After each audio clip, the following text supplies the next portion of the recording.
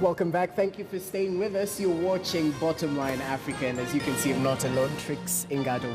Hi, how are you? I'm fine, thank you. Fresh from Somaliland with some information. I can imagine. Yeah. Now, one thing that stands out, not many people know that Somaliland and Somalia are two different nations. Tell us about that. Yeah, they're two different nations, and they actually parted ways in 1991 after a bit of conflict, and they decided they're going to go at it alone as an independent nation. And since then, they've been making strides to actually just stand on their own as an actual nation. And there's some efforts that have made, including economic efforts and diplomatic efforts, and there's a lot to this country that is just a well-kept secret that we are about to dissect in my story that is coming up, that is on Kenyans in diaspora. Now, a thriving economy in Somaliland's Hargeisa city has proven to be an attraction to foreign professionals seeking to make a living. A common history and similar social systems have made Hargeisa even more attractive to Kenyans who form a huge percentage of the Somaliland diaspora. Now, I prepared this story for you. Just take a look and find out more about the Kenyan diaspora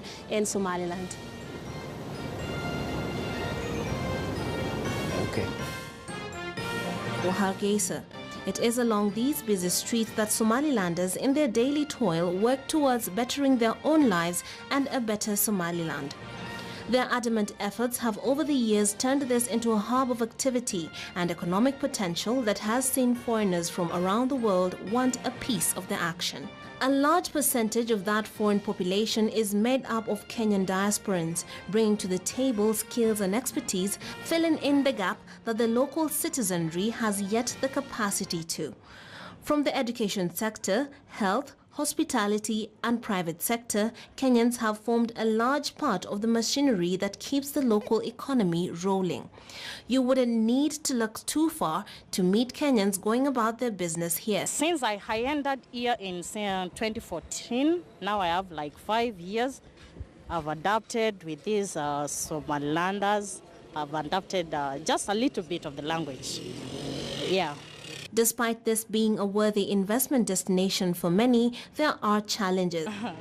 As a woman, I can say the challenge we have here mostly is a dressing code, because as in back in Kenya, we are not used in covering ourselves.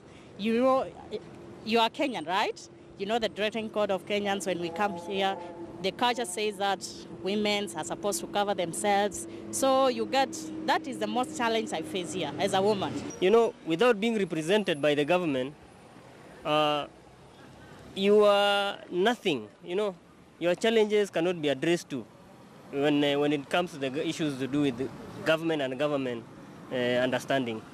So having no office here for representation is really a challenge that the government of Kenya should look into and have the office here. We are so many Kenyans here.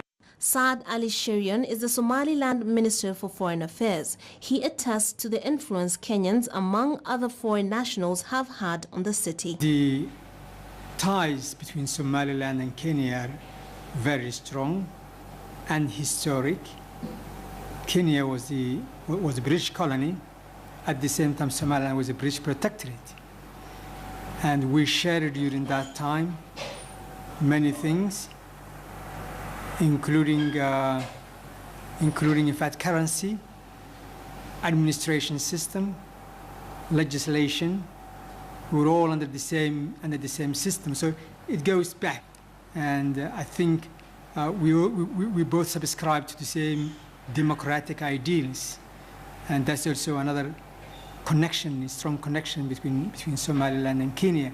Government officials reiterate the urgent need for recognition, as well as a Kenyan consulate that will cater to the needs of foreign nationals working here. The logistics is one of the challenges at the present time. There is no, good road between Somaliland and Kenya at the present time. We are going to build the road from Berbera to Wachale, which will hopefully link up with the road network with Ethiopia, which also links up with Kenya. I'm quite sure that will facilitate trade between the two countries. I think the absence of a consulate here in Hargeisa, a Kenyan consulate here in Hargeisa, is also a challenge. I think the presence of a consulate would have facilitated the movement of goods and people and investment between the two countries. That's a challenge we need also to overcome.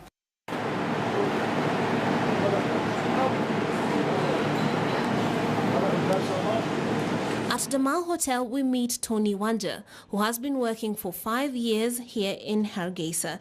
He spends his time consulting for different hotels in the city as a culinary expert.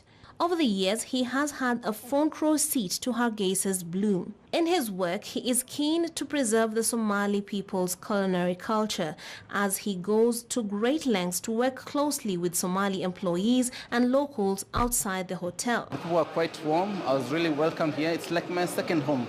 And what attracted me here, why I wanted to expand my experience and exposure in the hospitality industry. Yeah, there'll be lots of growth because now we came with the experience from Kenya, what we had learned from Kenya, and we implemented it here. Of course, we took into account the Somali traditions and culture and the food and the cuisines, so we intertwined them, both of them. So an example, like the menu. Tonight, he alongside Chef Yahya Abdul Wahab prepare a local Somali delicacy, a favorite among locals. It is a painstaking process, but the results are breathtaking to say the least. Even the chefs seem impressed by themselves. Soon, it's time to eat. This delicious meal is a result of a 6-hour labor of both Kenyans in diaspora and the people of Somaliland working tirelessly together in a kitchen. It is actually hoped that the future of Somaliland is also slowly cooking into something that all of Africa can jointly celebrate, just like this meal right here. I'm Trix Ingado for KTN News. Right, now there's some more information about Somaliland that a lot of people don't know. For example, that this is a nation that separated itself with Somalia in 1991 after conflict with Somalia actually, and then they decided they're going to move along economically and in many other ways just to be a nation, and they did a lot of things to make sure that this is solidified. So first of all, it is an independent nation, at least it considered itself an independent nation since 1991, but the rest of the world has yet to actually, is taking its sweet time to recognize Somaliland as an independent nation. So it is self-declared, a self-declared republic that is internationally recognized as an autonomous region of Somalia. Still, I have to reiterate that government of Somaliland says it is an actual nation unto itself with its own currency and many symbols of national unity. And it was a previous British protectorate, just like Kenya was a colony of Britain. So that forms the similarities, like the minister said in the story, between Kenya and Somaliland. And it joined Somaliland post-independence because they felt there was a need for a joint unified nation of Somalia. But then after a while, there's a lot of conflict, and some of the people in Somaliland really suffered in this conflict. And when the southern part of Somalia descended into chaos, it decided that it's going to go in its own merry way and form its own nation once again. Now, 1991, the region did declare itself, like I said earlier, as an independent nation. Let's move on to the next slide.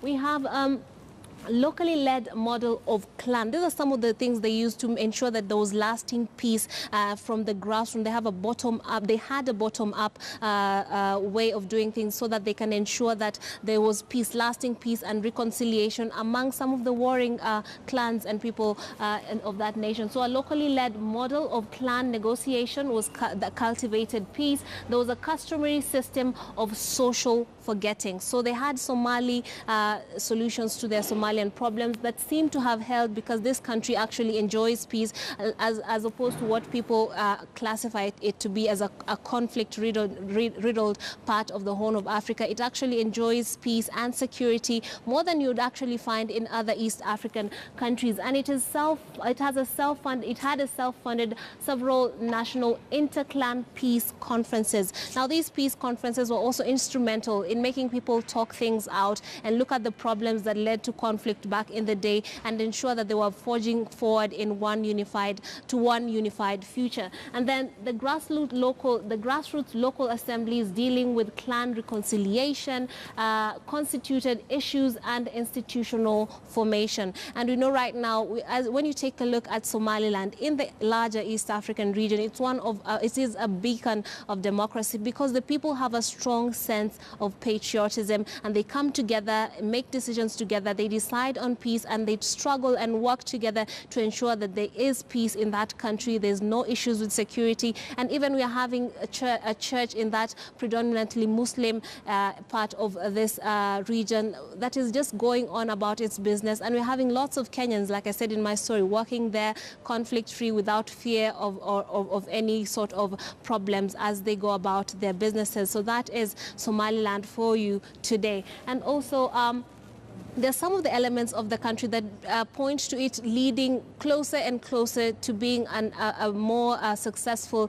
nation. So we have a functioning government, the government of Somaliland. We have a capital. The capital is Hargeisa. It has its own currency. It is called the Somaliland shilling. It's still struggling to get its strength in the market, but it's actually there and it's used and it's sold in the market. There's a lot of currency exchange that goes on. And then there's it is predominantly a Muslim nation, but like I said, they intermingle with Christians and they live together peacefully. And the languages spoken there are Somali, Arabic, and English. That's it on Somaliland. Back to you, Jesse, for more. All right, many thanks, Trinks Ingadu, right there, just giving us a brief detail about Somaliland. Republic by itself, very interesting and a lot of culture to go with it. Now let us now bring you to the story of the other Somalia. Now Ali Abdi fled